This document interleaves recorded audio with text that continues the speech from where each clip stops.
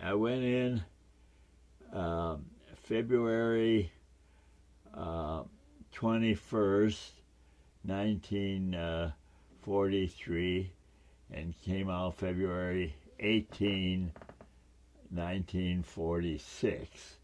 So it's practically 3 years. I tried to get out of military service working in a machine shop making bullet dyes, but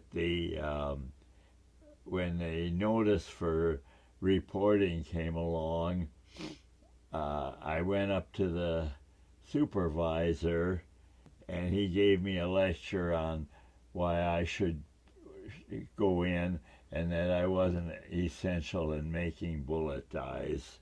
Pappy was recruited in the 1903 Japanese-Russian Army, and he was in the Russian Army, and he reported for basic training. He learned that the way the Russians fought, where they would march into a area in close order drill, the guys in the front line had guns, and when they would fall, the guys in the second row would pick up the guns and keep going. And Pappy bribed his way out of Russia, deserted, and came to the United States. So I went into the Air Force because I didn't want to be drafted into the regular Army. I flew a Piper Cub. I didn't actually solo, but I flew in that, and I wrote that to Pappy. He left his business there to come to St. Louis, and he said, "Don't be crazy. Don't go in an airplane with people shooting at you." So I told him not to worry, that I'm not going to go into an airplane that's saying, I don't want to be a hero. All I want is myself to come out alive.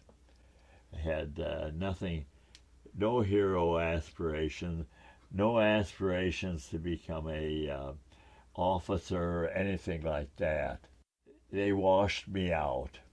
They didn't think I was enthusiastic enough to be a pilot, which I wanted anyway. First, I went to Sioux Falls, South Dakota. There I was to learn to be a communication person in the airplane and also an aerial gunner. Well, I wasn't too good in taking code, but I kept washing back because I liked Sioux Falls. It was close to St. Paul, and I could hitchhike home.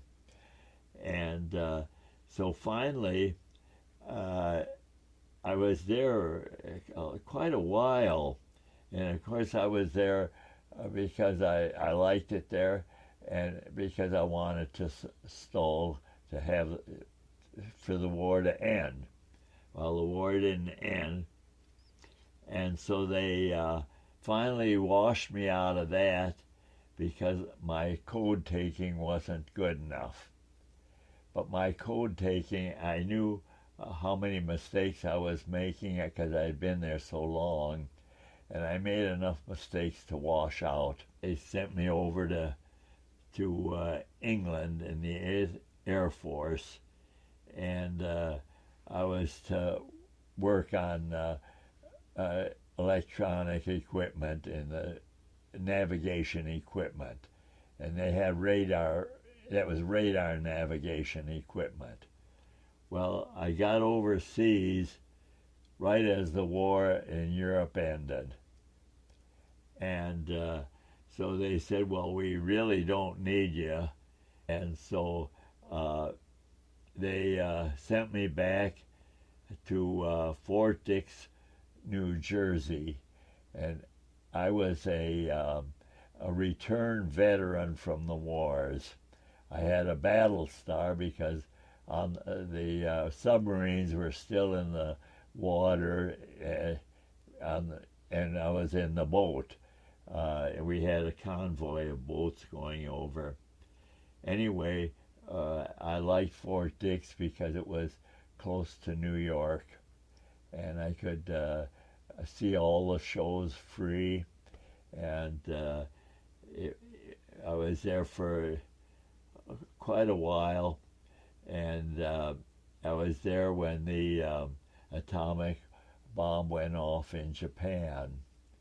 I knew about this atomic bomb because the astronomy teacher at Minnesota must have been working on it, and he told us how devastating this was. The only thing I have to do with the military is to fight the military and to stop this nonsensical wars that are so cruel and so dumb and so costly. And so this is, I guess, my experience.